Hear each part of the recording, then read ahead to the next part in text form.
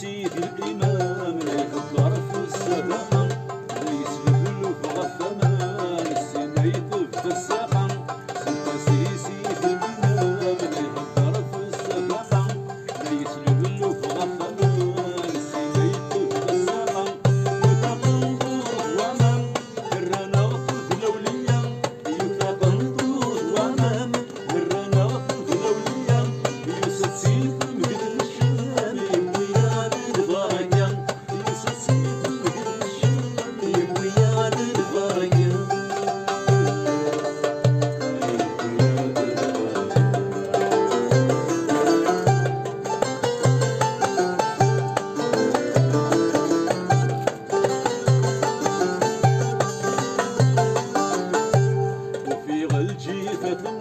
مقدر ساقط شيضان